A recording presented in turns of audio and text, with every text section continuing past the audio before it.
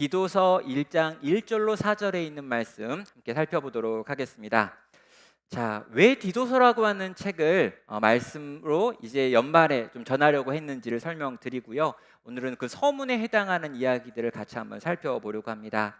저는 한 해를 이렇게 마무리하면서 다음 해에 전할 이 말씀에 대한 계획을 세우고는 합니다. 그래서 작년 10월 달에 내년도 설교계, 그러니까 2023년도에 어떤 말씀을 전할까 계획을 했죠.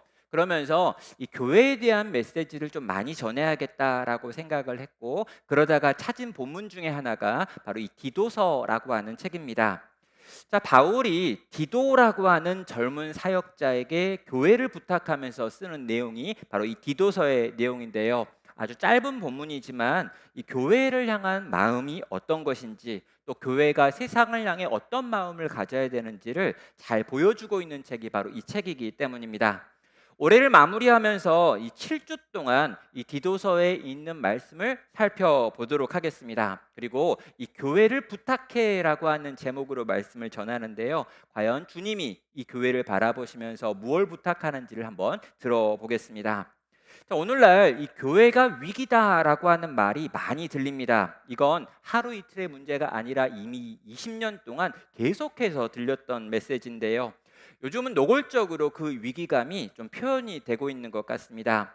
당장에 여러 번 말씀을 드렸지만 지난 10년 동안에 200만 명 가까운 출석 교인의 숫자가 줄었다라고 하는 최근의 통계를 보면은요. 얼마나 지금 현재 교회가, 특별히 한국 교회가 어려운 상황인가라는 걸 우리는 볼 수 있습니다.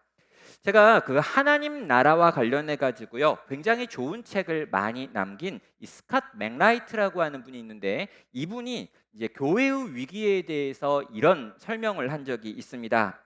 복음이 교회를 형성했고, 따라서 교회의 위기는 복음의 위기다라고 하는 문장입니다.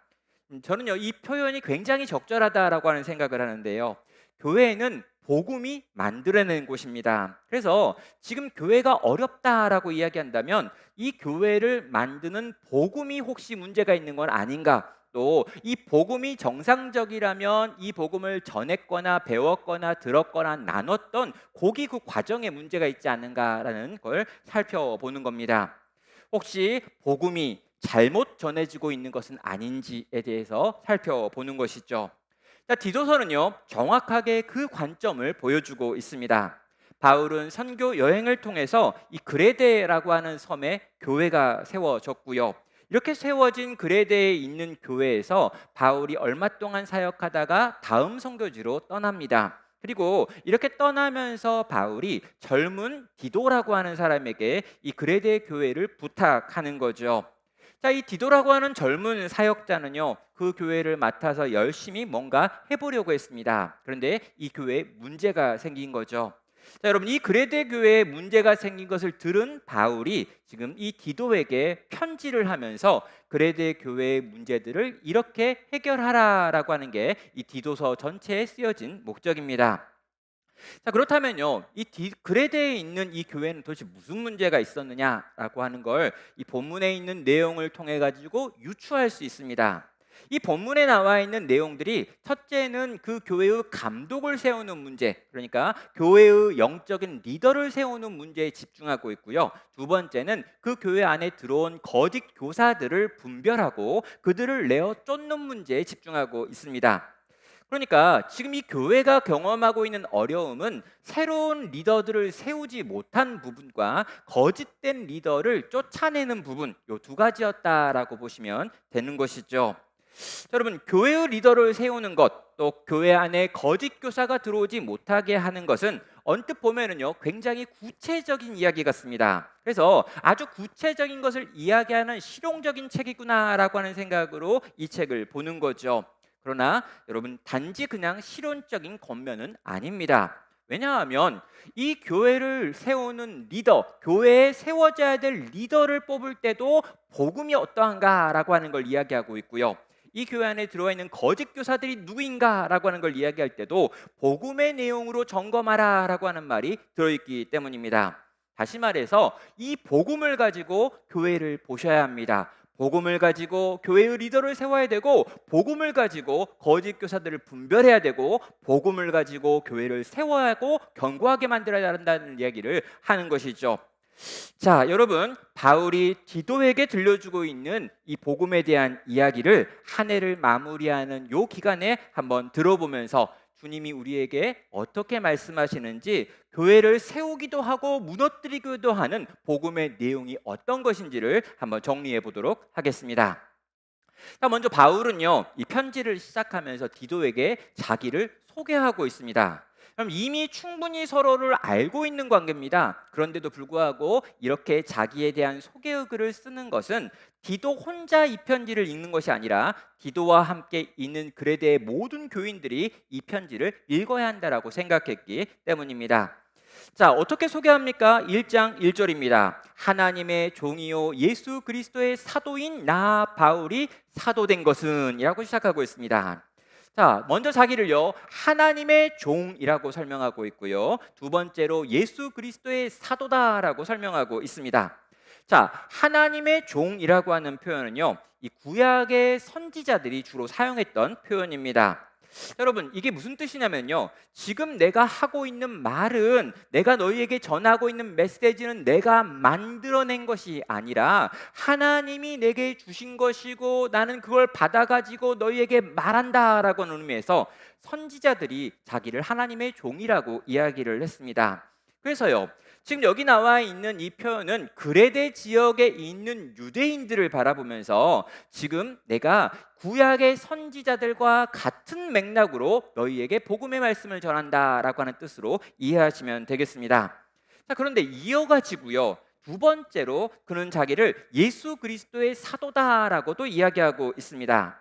이 사도로 번역되어 있는 단어 역시 이 아포스톨로스라고 하는 표현인데요, 문자적으로는 보냄을 받은 자라고 하는 뜻을 갖습니다. 이건 전령이나 전달자를 의미하는 단어이죠. 이것이 바울이 자기 자신에 대해서 사람들에게 소개할 때 자주 사용하였던 이 자기의 정체성이라고 하는 것입니다. 나는 내가 말하고 싶은 걸 말하는 사람이 아니라 예수님께 받은 것을 전하는 사람입니다. 나는 전령입니다. 나는 전달자입니다. 라고 하는 것을 이 사도라고 하는 표현으로 사용했던 것이죠. 나는 내가 하고 싶은 말을 하는 것이 아닙니다. 주님이 전하라고 하신 것을 전달하는 사람입니다. 여러분, 하나님의 종이라고 하는 표현도 예수 그리스도의 사도라고 하는 표현도 동일한 의미를 품고 있더라는 거죠. 사랑하는 성도 여러분, 바울의 소개에는요 사실 자기가 들어가 있지 않습니다. 바울의 소개를 보면 온통 하나님이고 온통 예수님으로 가득하다는 거죠. 근데 여러분, 이게 질문이 생기는 부분입니다. 여러분, 우리는요 뭔가 좀 못난 사람이, 뭔가 자랑할 게 없는 사람이 이런 식으로 하나님과 그리스도 이렇게 설명을 하면 그렇구나, 자랑할 게 전혀 없으니 저거라도 이야기해야지 라고 생각할 수 있습니다. 그런데요, 바울은 기본적으로 잘 나갔던 인생이고 잘 나가는 인생이고 수없이 많은 자랑이 있는 인생이었습니다. 그는요 자기의 학력만 보여줘도 사람들이 꾸벅 죽고요, 자기가 하는 언어만 보여줘도 사람들이 고개를 끄덕일 만한 사람이었습니다. 어렸을 때부터, 날 때부터 그가 가지고 있는 여러 가지 장점들이 너무나 많았고요, 이것들을 가지고 언제건 자기를 과시하며 드러낼 수 있는 사람이었습니다. 거기다가요, 그가 지금 교회와 관련해 가지고 했던 일이 뭐냐면 세계 선교의 문을 열었고 1차, 2차, 3차 세계 여행을 다니면서 많은 땅에 복음을 증거했던 초대 선교사이고 교회들을 세웠던 초대 목사이기도 합니다. 그렇듯 그는요 많은 것들을 잃었고 많은 자랑이 있고 많은 이력의 줄들이 있는데 그 모든 이력서에 쓸만한 줄들을 없애고 단 두 가지만 말하고 있더라는 거죠. 하나님의 종이고 예수님의 사도다라고 하는 표현만 남아있는 것입니다. 왜 그렇습니까? 이것 두 가지면 충분하다라고 생각했기 때문인 거죠. 사랑하는 성도 여러분, 우리는요 우리를 자랑하고 싶은 마음이 있습니다. 그래서 뭘 조금 잘하면 잘한 걸 잘 정리해놨다가 필요한 때 여기다 붙여가지고 내가 이렇게나 훌륭한 사람입니다 라고 과시하고 싶어 하는 거죠. 그래서 내가 이렇게나 훌륭한 사람이니 나의 말을 들으십시오라고 하는 게 우리의 기본적인 태도입니다. 공부를 조금 잘해가지고 유명한 학교를 다닌다거나 내가 이러저러한 일을 해가지고 어떤 시험에 합격을 했다거나 내가 내 나이 또래의 다른 아이들보다 더 많은 성취를 이뤘다라고 생각을 하면 언제건 요 타이틀을 갖다가 쓰고 싶은 마음이 우리에게 있더라는 거죠. 교회 안에서도 그런 것 같습니다. 제가 처음 사역했던 교회에서요, 제자 훈련을 한번 한 적이 있습니다. 근데 이 제자 훈련을 할 때 남자만 10명이 모여가지고 이제 제자 훈련을 했어요. 근데 제자 훈련을 시작하고 남자 성인들을 데리고 훈련을 하고 있는데 어떤 일이 발생했냐면요, 기싸움을 엄청나게 세게 하는 거예요. 그래서 내가 너보다 높다라고 하는 걸 끊임없이 증명하려고 3주 동안 내리박터지게 싸웠습니다. 어떻게 싸우는 거냐면 이런 거예요. 나는 회사에서 부사장입니다. 그러면 갑자기 그 회사 규모가 어떻게 되지요? 딱 그러는 거예요. 그래가지고 또 이렇게 막 하다 보면 저는 공무원입니다. 그래가지고 그래 공무원입니까? 그럼 서열 7번 이렇게 내려갔어요. 근데 갑자기 저는 국가정보원에서 일하고 있네요. 그러면 갑자기 서열 막 3번 올라가는 거예요. 이렇게. 그러니까 자기들끼리 내가 어떻게 더 높은 사람인가를 가지고 끊임없이 싸워가지고 3주 동안 싸우더니 서열이 딱 정해진 거죠. 그리고 4주 때 되니까 그 서열대로 앉습니다. 한 번 1번은 끝까지 1번으로 앉고 마지막 10번은 끝까지 10번으로 앉아가지고 커피를 타오는 걸 제가 눈으로 확인했습니다. 여러분, 세상도 그렇지만 교회도 어떠면 그렇더라는 거죠. 세상에서 가지고 있는 지위와 힘을 가지고 끝까지 싸워가지고 자기의 지위를 만들어내고 계급을 만들어내고 그 계급 가운데 차별을 만들어내고 차이를 만들어내는 게 세상의 모습이었고 심지어 그 모습이 교회 안에 들어올 수도 있었던 것입니다. 사랑하는 성도 여러분, 결단코 그렇게 되면 안 된다는 것이죠. 세상이 말하고 있는 여러 가지 이력이 교회 안에 들어와서 그것을 가지고 자기를 과시하는 경우는 결단코 교회 안에서 없어져야 될 일입니다.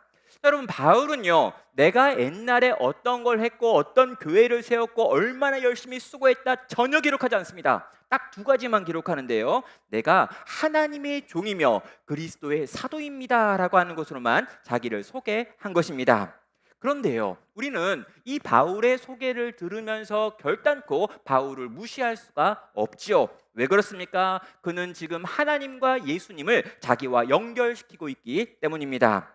나는 아무것도 아닙니다 라고 이야기했어요. 그런 다음에 그러나 내가 섬기는 분은 바로 이분들입니다 라고 자기를 소개한 것이기 때문입니다. 나의 주인은 천지를 지으시고 만드신 하나님이시고 나를 보내신 이는 나를 구원하신 예수님, 우리를 구원하신 예수님이 바로 나의 전령을 보내신 입니다 라고 말합니다.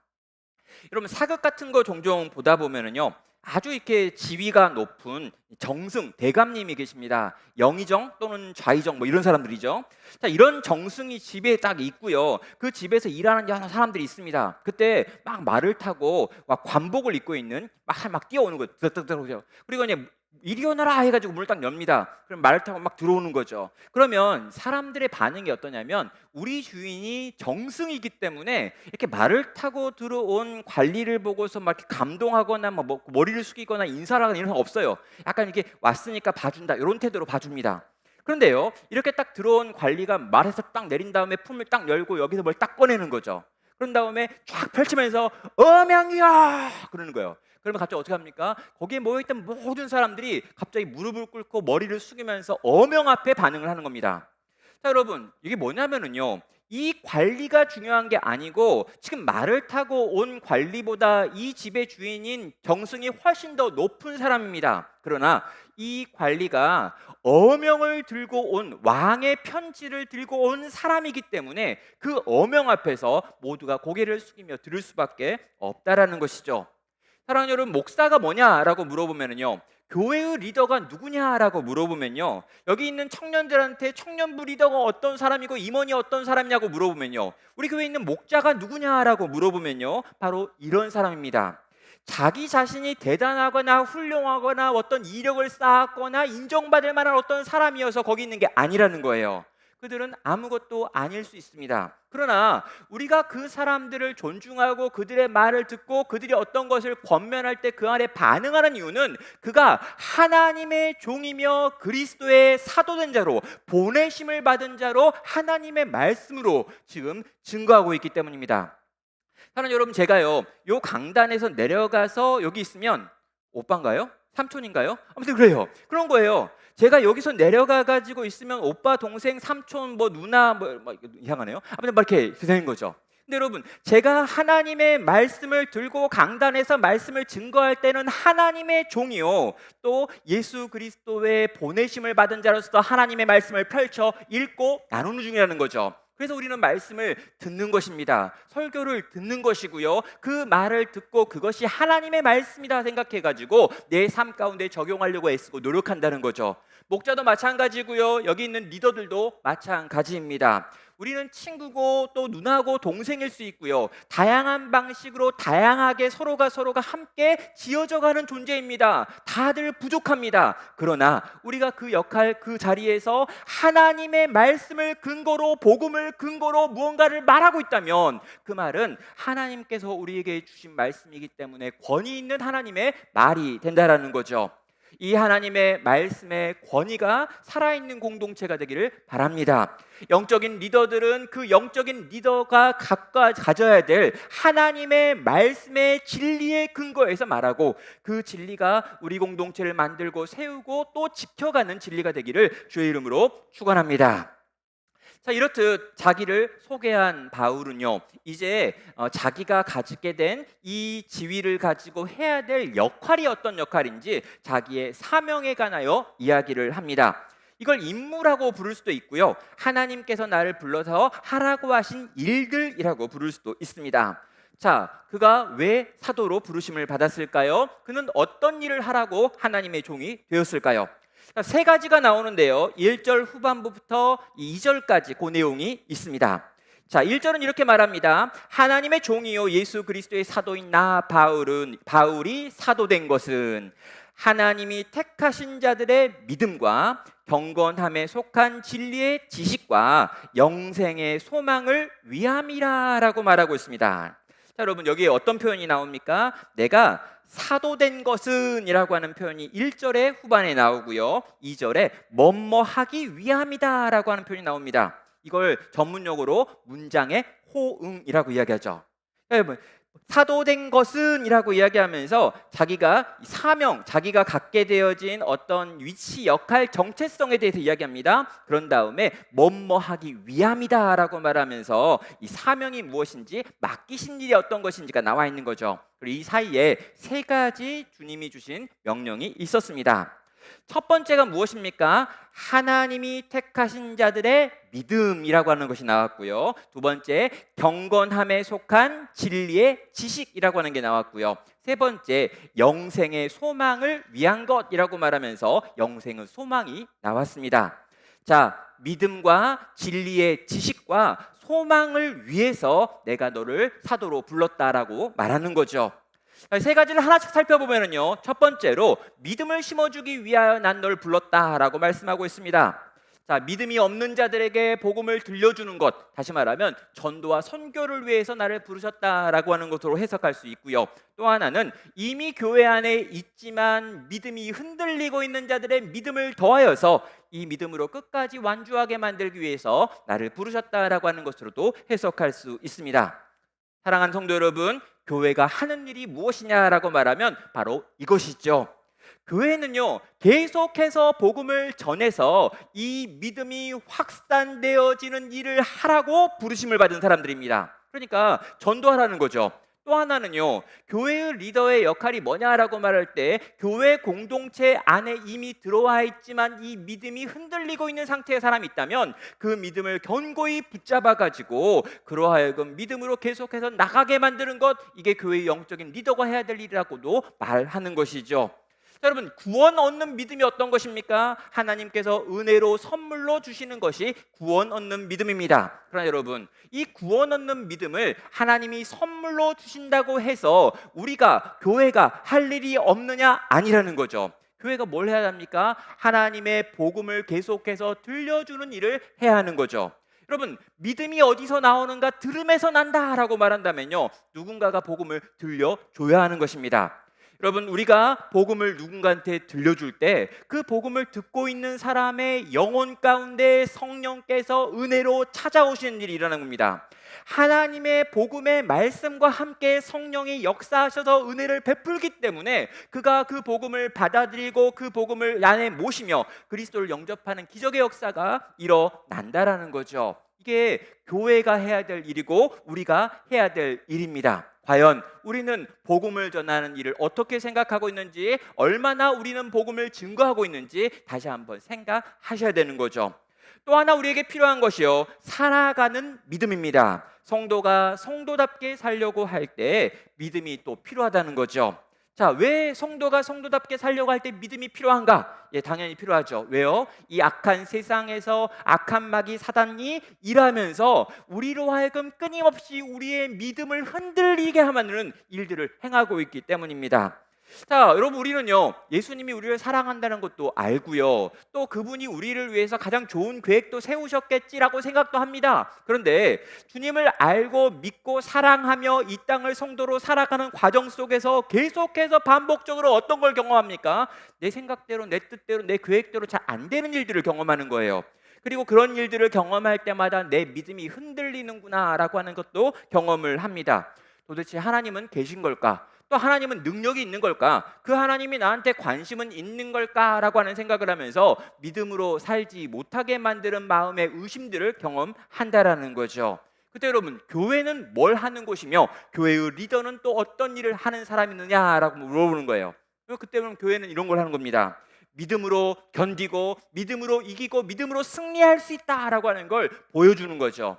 정말 믿음으로 더 힘을 내보자라고 이야기하는 거고요. 지금 너를 흔들고 있는 이 흔들리고 있는 상태에 너를 붙들어 가지고 우리 계속해서 끝까지 믿음으로 가자라고 도전하는 것이 교회인 것입니다. 그러면 교회의 리더들이 누구입니까? 영적인 선배라고 불려지는 사람이 어떤 사람들입니까? 내가 그렇게 살아봤는데 믿음으로 살 수 있다라고 하는 걸 보여주는 사람들인 거죠. 내가 정말 흔들리는 그 상황 속에서 끊임없이 흔들려질 수밖에 없는 상황 가운데 있지만 그럼에도 나는 믿음을 붙들고 계속해서 걸어가고 있고, 이렇게 걸어갔더니 결국 믿음이 이기더라, 성도의 삶을 끝까지 살 수 있더라 라고 하는 걸 보여주는 사람들이 바로 믿음의 선배들이고 교회의 영적인 리더가 되는 것입니다. 사랑하는 성도 여러분, 나는 교회가요, 정말 믿지 않는 불신자들, 그 찾는 이들을 바라보면서 복음을 전함으로 그들 안에 믿음을 만들어내는 그런 교회가 되기를 원합니다. 또 여러분, 끊임없이 교회 안에 있지만 믿음이 흔들리는 연약한 이들을 바라보면서 그들을 세워서 정말 영적인 청년으로, 영적인 장년으로, 영적인 부모로 변화시키는 데 유익하고 도움이 되는 공동체가 되기를 바랍니다. 그리고 이 일에 여기 계신 모든 분들이 함께 참여하여서 복음을 증거하여 믿음을 만들어내는 일도, 그 믿음 안에 견고해지는 일도 끊임없이 일어날 수 있는 그런 교회 되기를 주의 이름으로 축원합니다. 두 번째는요, 진리의 지식을 갖도록 만드는 일을 바로 영적인 리더가 해야 합니다. 여러분, 바울은요, 자기의 사명의 두 번째로 교회로 하여금 진리의 지식을 가질 수 있도록 가르치는 것이 내 역할입니다 라고 말하고 있습니다. 여러분, 성도가 어떤 사람입니까? 라고 물어볼 때요, 이 경건에 이르는 진리의 지식을 소유한 사람들이라고 하는 표현이 여기에 나온다는 거죠. 근데 여러분, 여기에 나와 있는 이 안다라고 하는 표현, 이 지식이라고 하는 표현, 배운다라고 하는 표현이 어디까지를 포괄하고 있는 표현일까요? 그럼 어떤 분들은요, 이걸 이렇게 약간 공부라고 생각하는 분들이 있습니다. 내가 진리에 이르는 지식을 좀 배워야지, 또 가르쳐야지, 이걸 좀 설명을 해볼까? 이런 생각을 하는 거죠. 그래가지고 학원에서 배우는 것처럼 이런 걸 떠올립니다. 그러면서 밑줄 쫙 하고 별표 친 다음에 1, 2, 3, 4, 이건 사지선다형이 아니라 오지선다형이니까 5번까지 꼭 봐야 돼, 이렇게 하면서 아주 학원에서 진리를 가르치는 것처럼 그렇게 가르치고 그렇게 배울 수 있다고 생각하는 거죠. 그럼 지적인 동의만 일어나면, 지적으로 깨달아 이해만 하면 된다라고 하시는 분이 있는데, 저는 절대 그렇지 않다라고 생각합니다. 여러분, 이건요, 그냥 머리로 아는 것을 넘어서 감정적으로 그것에 반응을 하고요, 의지적으로 정말 그렇게 살고 싶다라고 느낄 뿐만 아니라 전 인격적으로 그 진리의 영향을 받아서 살아가고 움직이는 일까지 일어나는 것, 거기까지를 이 진리에 이르는 지식을 배우는 것이라고 저는 생각하는 거죠. 그럼 전 인격적으로 안다라는 것입니다. 특별히 여러분, 이 진리는요, 경건에 속한 진리라고 말하고 있습니다. 여기 나와 있는 이 경건은 또 뭘 의미하는 걸까요? 자, 여러분, 경건하게 살도록 만들어내는 진리를 배워야 한다라고 이야기하니까 우리 가운데 약간 답답함을 느끼는 분들이 있습니다. 왜냐하면 이 경건이라고 하는 단어 딱 듣는 순간에 어떤 느낌입니까? 경건한 사람은 누구일까요? 자, 여러분의 공동체 안에 이 사람은 진짜 경건한 사람 같아 라고 느낄 때 그 사람은 누구입니까? 딱 떠오르는 누구 있나요? 쟨 참 경건해. 일단 목소리 톤이 저 같으면 안 됩니다. 경건한 사람은 낮은 톤이죠. 할렐루야 이런 거 있잖아요. 이렇게 딱 만나도 말을 빨리 하면 안 돼요. 말을 빨리 하는 건 약간 촐싹거리는 거고 경건하지 않는 모습이기 때문에 할렐루야. 그리고 이렇게 추임새가 늘 아멘. 추임새가 주여 이런 거 있잖아요. 이런 분들을 보면서 혹시 경건한 사람의 본이다라고 떠올리시는 분들 있으신가요? 그렇지 않아야 하는 거죠.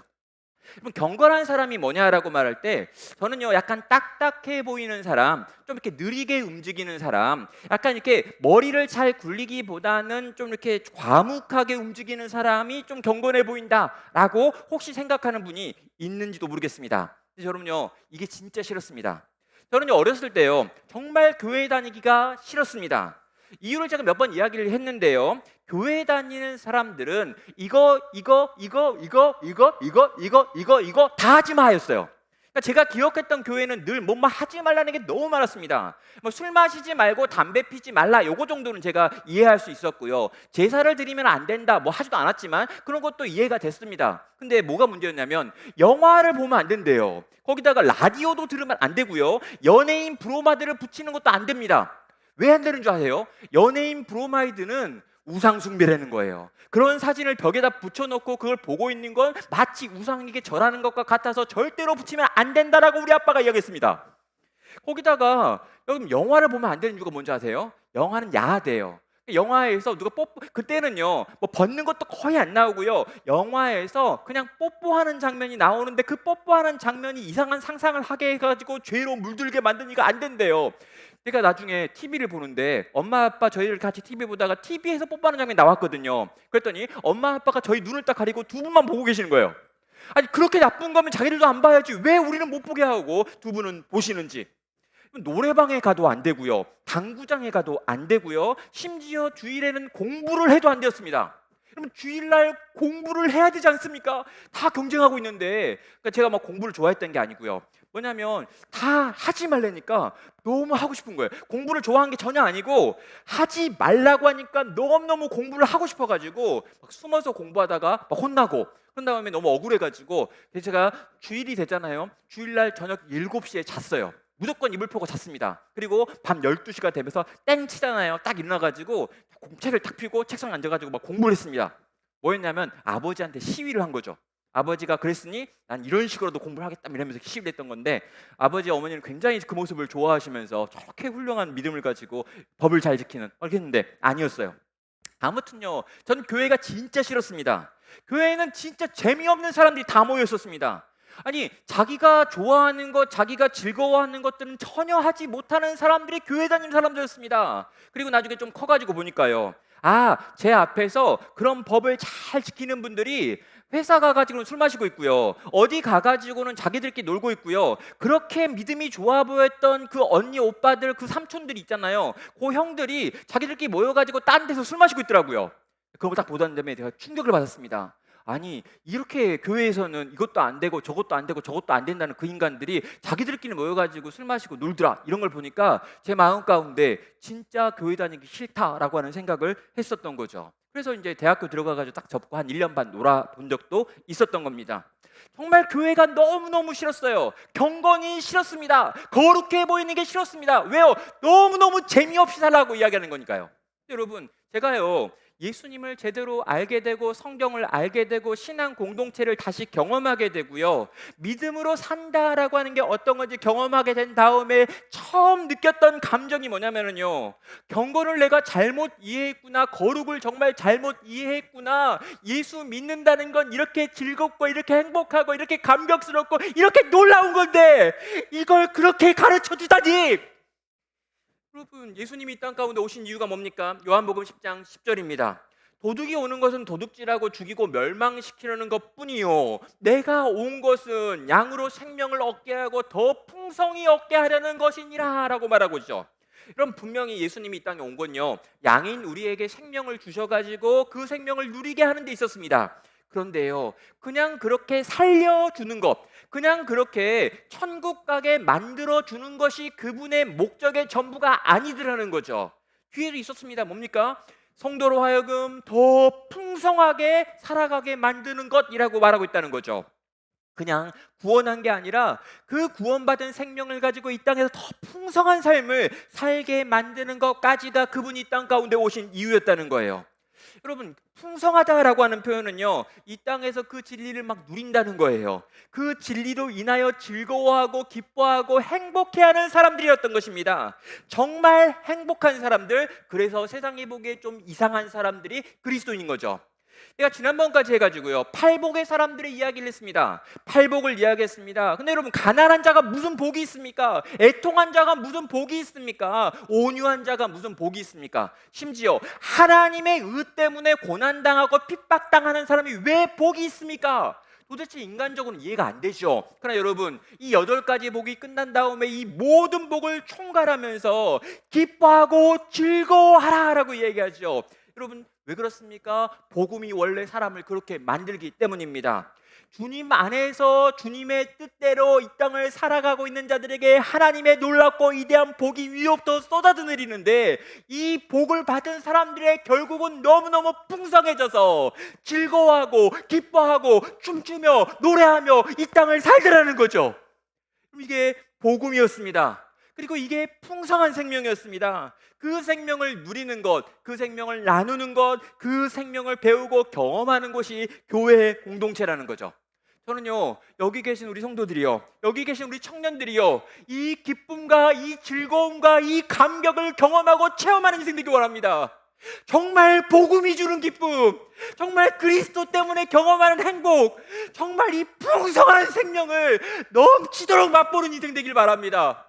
제발 이거 하지 말고 저거 하지 말고 이것도 하면 안 되고 저것도 하면 안 되고라고 하는 게 아니라, 이걸 해도 되고 이걸 할 수 있고 이걸 해도 괜찮으며 이걸 즐겁게 기쁘게 하는 사람들의 모임, 이게 교회 공동체의 모습이라는 거죠.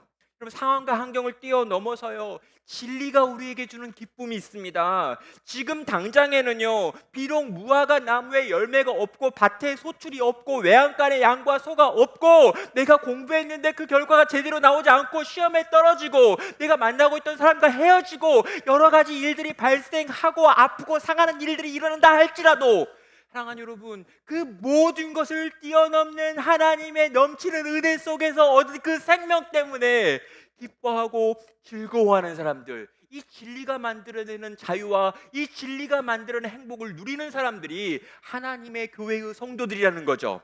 그래서 여러분, 진리를 알지니 진리가 너희를 자유롭게 할 것이다 라고 요한복음 8장 32절에서, 내가 전하는 진리는, 내가 나누고 있는 이 진리는 너희를 자유롭게 만든다라고 하는 주님의 선언도 있는 것입니다. 사랑하는 성도 여러분, 이 자유케 만드는 진리, 참된 경건을 향해 나아가게 만드는 이 진리가 여기 계신 우리 모든 성도님들 가운데 넘치도록 풍성하길 바랍니다. 이 진리를 배워가시길 바랍니다. 이 진리를 경험하시길 바랍니다. 이 진리가 나로 하여금 웃게 하는 것, 이 진리가 나로 하여금 춤추게 만드는 것들을 경험하고 누릴 수 있는 모든 성도 되시기를 주의 이름으로 축원합니다. 그럼 세 번째는요, 성도들에게 영생의 소망이 있게 하기 위하여 내가 사도로 부르심을 받았습니다 라고 말하고 있습니다. 여기 나와 있는 이 영생의 소망이라고 하는 이 표현을요, 2절과 3절에서 굉장히 길게 풀어서 설명을 하고 있습니다. 그런데 여러분, 2절과 3절에 있는 내용을 제가 여러 번 한국말로 읽어봤는데요, 무슨 말인지 모르겠는 거예요. 너무 말이 복잡해요. 이렇게 복잡한 중문과 복문과 섞여 있는 문장이 세상에 과연 어디 있을까라고 생각해가지고 여러 번 읽다가 도대체 한국말로는 무슨 말인지 모르겠다 생각해가지고 헬라어를 보려고 했는데, 약간 좀 이렇게 머리도 아프고 약간 꼬부랑 글씨고 그래가지고 이걸 또 번역한 게 어디 있을까 찾아보다가 결국 찾았습니다. 그럼 디도여 교회를 부탁하오라고 하는 되게 좋은 이 디도서와 관련된 강해서가 있는데요. 여기 보니까 박대영 목사님이라고 하는 부분이 요 부분을 5줄로 이렇게 요약을 했는데 너무 요약을 잘한 거예요.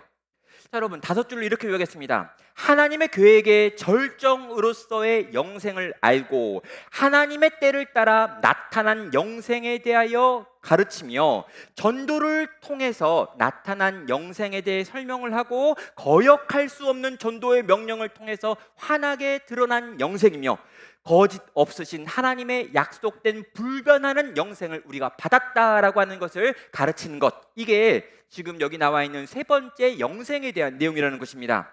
정리하면 이거예요. 바울 나의 사명은 지금 교회에게 이 엄청난 영생에 관하여 가르치고 전하고 누리게 하고 동시에 이 영생을 주변에 믿지 않는 자들에게 전함으로 그들도 영생을 얻게 만드는 것이 나에게 주어진 사명입니다 라고 영생과 연결해서 자기의 사명을 정리하고 있는 것입니다. 이게 무슨 말입니까? 여러분, 정말 좋은 걸 받은 거예요. 우리는 너무너무 좋은, 정말 그 불변하는 영생이라고 하는 하나님의 계획의 절정인 영생이라고 하는 선물을 내가 받았고, 나 바울이 받은 이 영생을 너희 그레데에 있는 교회에게 전했고, 이 그레데에 있는 교회는 이 영생을 지금 누리고 있는데 어떻게 이 영생을 다른 사람에게 나누지 않을 수 있겠느냐? 나는 너희가 그 영생을 나눌 수 있는 사람이 되게 만들려고 너희에게 이 편지를 쓴다라는 것이죠. 사랑하는 여러분, 예수 믿는 게 정말 좋습니까? 정말 이 영원한 생명을 내가 가지고 있다라고 하는 게 여러분 막 정말 즐겁습니까?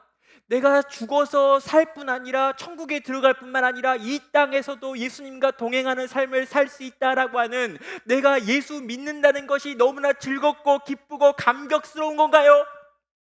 여러분, 이런 거 혹시 어때요? 여러분 지금 예배를 드리고 있잖아요. 예배를 드리면서 내가 예배를 드릴 수 있다니 너무나 좋다, 감격스럽다, 이런 생각 갖고 있나요? 아니, 내가 지금 이 예배를 어떻게 드릴 수 있는 건가, 이런 생각 때문에 막 즐거워하나요? 여러분, 저는요, 이 예배를 드릴 수 있다는 것이 우리들에게 기쁨과 감격이 되길 바랍니다. 그러니까 이런 거 있잖아요. 내가 어제 돈을 너무 많이 벌었어요. 그래가지고 막 돈을 세는데 시간이 너무 많이 걸려가지고 이 돈을 막 세느라고 주일날 예배를 못 드리는 비참한 시대가 되는 거, 너무 비참하잖아요. 내가 돈을 적당히 벌었기 때문에 지금 교회 와서 예배를 드리는 거잖아요. 그러니까 내가 친구들이 너무 많아가지고 그 친구들과 밤새 어제 놀았다면 혹시 너무너무 힘들어가지고 지금 예배당에 못 나왔을 텐데 내 친구가 별로 없어가지고 교회 와서 예배 드리는 거잖아요. 그러니까 여러분, 뭘 생각하건 우리가 하나님을 예배할 수 있다는 것 자체가 너무나 기쁘고 즐겁고 감격스럽다는 거, 우리에게 영원한 생명, 불변하는 영생, 주님의 모든 계획의 완성인 영생이 있다라고 하는 게 너무 좋아서 이걸 내가 지금 누리고 있다는 거, 이게 내게 기쁨과 감격이 되는지 묻고 싶은 겁니다. 그래서 여러분, 그걸 내가 가졌어요. 그건 내게 있어요. 그걸 내가 지금 알고 있습니다. 영생이 내게 있다니, 하나님의 모든 계획의 절정이며 그리스도께서 자기의 모든 걸 던져서 만들어 놓은 그 구원으로 말미암아 내가 영원한 생명을 갖고 있다니, 이걸 가졌기 때문에 나오는 게 뭡니까? 이걸 나누는 삶을 사는 거죠. 여러분, 원래 우리가 가지고 있는 것 중에요, 좋은 건데 나누면 줄어드는 게 있어요. 뭘까요? 돈이죠. 그러니까 돈은 좋은 거예요. 돈이 나쁜 거라고 혹시 가르치는 분이 있나요? 돈은요, 기본적으로 저는 괜찮게 생각해요. 여기 좀 괜찮아요. 돈은 좀 좋아요. 매력적이에요. 근데 여러분, 이 돈은요, 돈을 이만큼 있으면 여기서 요만큼 떼가지고 누굴 주잖아요. 그만큼 없어져요. 맞죠? 혹시 여러분이 이전에 들었던 어떤 설교 중에 돈이 이렇게 있는데 요만큼을 떼가지고 이렇게 주면 이것이 뻥튀기 돼가지고 이렇게 돌아올 것이다 라고 들으신 분 있다면, 이건요, 가끔 일어나는 기적이에요. 일반적으로는요, 여러분이 돈이 이만큼 있는데 요만큼 떼가지고 누굴 준다거나 요만큼 떼가지고 누굴 먹인다거나 요만큼 떼가지고 헌금을 한다 그러면 요만큼이 줄어드는 거예요. 맞죠? 제발 여러분, 정상적인 믿음을 가져야 돼요. 봤는데 돌아올 것이다. 30배, 60배, 100배로 돌아올 것이다. 하늘에 상이 막 써가지고 거기에 넣었더니 여기 막 이 했더니 막 온다. 막 이렇게 목사님한테 돈을 주면 목사님 몇 배로 불려가지고 준다. 이런 거 다 거짓말이에요. 아니, 거짓말은 아닌데 가끔 일어나는 기적이지 일반적인 일어나는 게 아니에요. 돈은 그래요. 시간도 그렇습니다. 대부분 우리가 가지고 있는 것 중에 좋은 건데 우리가 얼마를 나눠가지고 누군가한테 주면 우리에게 돌아오지 않아요. 그럼 여러분, 아껴 써야죠. 여러분, 우리에게 있는 영원한 생명이라고 하는 최고의 선물은요, 나눠도 없어지지 않아요. 줄어들지 않습니다. 심지어 여러분 이걸 나누면요 점점 더 이게 얼마나 풍성한가를 알게 되기까지 하는 거예요. 세상에 이런 게 없어요. 다른 건 좋은 건 나누면 없어지는데 얘는 나누면 나눌수록 점점 더 커지고 강력해지고 힘이 있어지고 점점 더 내 삶을 지배하는 게 되더라는 거죠. 이게 영원한 생명입니다. 근데 여러분 이 영원한 생명을 네가 가지고 있는데 어떻게 이 생명을 네 안에 그냥 그렇게 내버려 둘 수 있는지, 전하지 않는지, 나누지 않는지, 다른 사람에게 말하지 않는지 나는 모르겠다라고 얘기하는 거죠. 사랑하는 성도 여러분, 이 영원한 생명에 관한 소망이 여러분 안에서 점점 커져가길 바랍니다.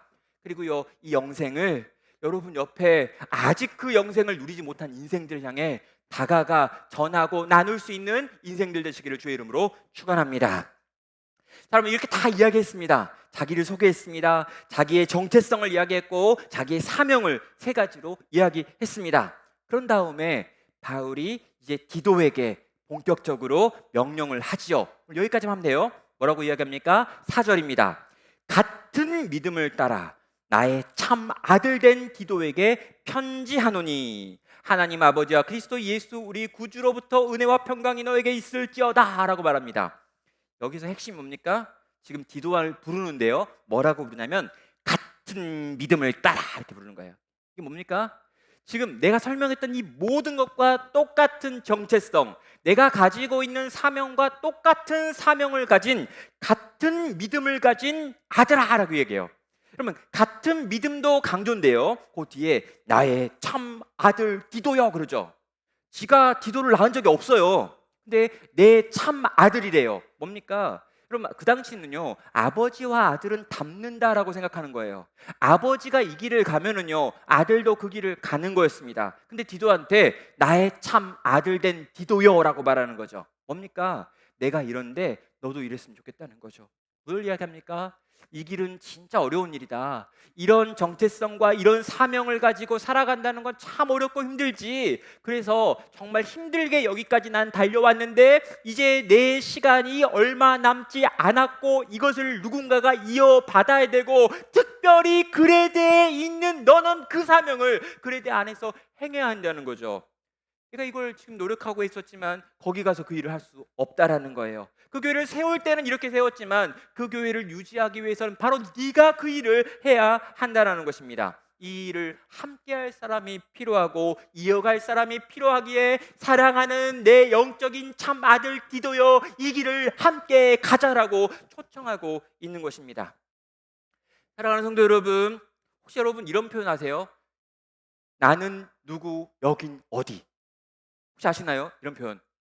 제가 얼마 전에 우리 청년들이 밈을 좋아한다 그래가지고 안 선생님 밈을 한번 했다가 충격을 받습니다. 알아듣는 사람이 거의 없다는 거. 그래서 집에 가가지고 제 아이한테 물어봤더니 아빠 제발 좀 그러더라고요. 그래서 앞으로는 절대 밈을 안 하려고 생각하는데요.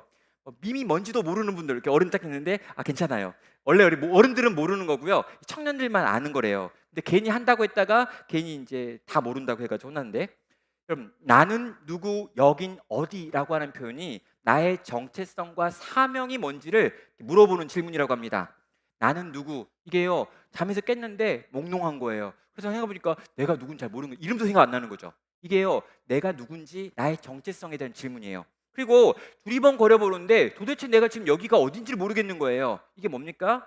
예, 여기가 어딘지 모른다라고 하는 건 내 역할이 뭔지 모르겠다는 거죠. 사명에 대한 내가 지금 뭘 해야 되는 사람인지 모른 때 여긴 어디냐라고 하는 질문을 하는 겁니다. 여러분 우리는요 내가 누구인지 모르는 것도 아니고요 여기가 어디인지 모르는 사람도 아닙니다. 우리는 다 나는 누구 여긴 어디라고 하는 질문에 대한 답을 가지고 있죠. 누구입니까? 우리는요 하나님의 종이며 그리스도께서 보내신 자들입니다. 이게 우리들 이 땅의 교회, 이 땅의 성도인 거죠. 그리고 그럼 우리는 여기서 뭘 합니까? 믿음을 더하는 일을 하는 거고요. 진리에 대하여 더 많이 배우고 나누는 일을 하는 거고요. 영원한 생명에 관하여 더 누리고 이걸 증거하는 일을 하는 사명을 가진 사람이라는 거예요. 그리고 이 사명이 바울에게서 디도에게 이어졌고 디도에게서 그레데로 이어지고요. 또 오늘 여기까지 이어져서 오늘 나눔교회에 계신 여러분에게도 들려진 것입니다. 사랑하는 여러분, 바울은 디도에게 우리가 함께 이 길을 가자라고 말하고 있습니다. 그리고 동시에 오늘 여기 계신 우리 모든 성도들을 바라보면서 우리가 함께 그 길을 가자라고 초청하고 있는 것이죠. 사랑하는 여러분, 하나님의 종이며 그리스도의 보내심을 받은 자로서 이 땅에서 믿음을 나누고 경건의 진리를 배우고 가르치며 영생을 누리며 나누는 복된 하나님의 교회로 이 땅을 살아갈 수 있는 여러분 되시기를 주의 이름으로 축원합니다. 함께 같이 찬양으로 주 앞에 나아가도록 하겠습니다. 나는 주만 높이리, 이 찬양으로 나아갈 텐데요, 정말 기쁘고 즐겁고 감격스럽게 우리 함께 이 찬양으로 하나님께 나아가겠습니다.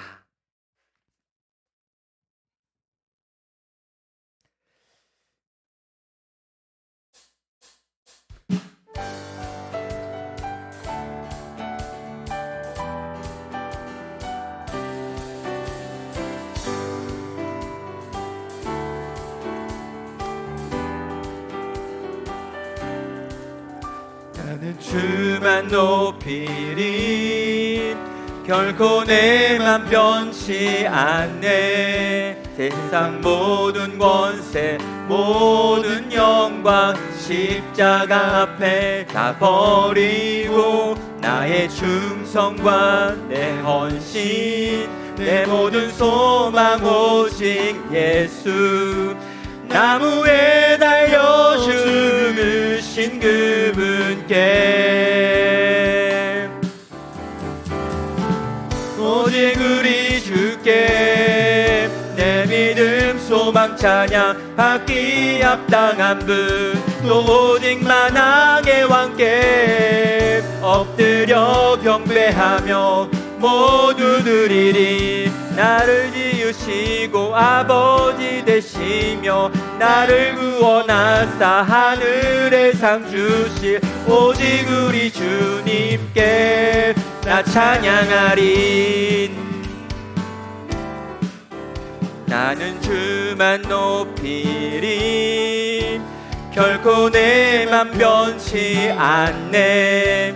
세상 모든 권세 모든 영광 십자가 앞에 다 버리고 나의 충성과 내 헌신 내 모든 소망 오직 예수. 나무에 달려 죽으신 그분께 오직 우리 주께 내 믿음 소망 찬양 받기 합당한 분, 또 오직 만왕의 왕께 엎드려 경배하며 모두 드리리. 나를 지으시고 아버지 되시며 나를 구원하사 하늘의 상 주실 오직 우리 주님께 찬양하리. 이 시간 우리 주님께 함께 같이 기도로 나아가겠습니다. 정말 주님을 믿는다는 거, 정말 주님을 알고 그 진리를 경험하고 누린다는 거, 그리고 영원한 생명이 우리 가운데 있는 것과 그 생명을 나눌 수 있는 사람이라는 거, 이것이 얼마나 큰 기쁨과 즐거움과 감사와 찬양이 되는지 내가 알고 내가 먼저 누리는 자 되게 해달라 같이 기도하겠습니다.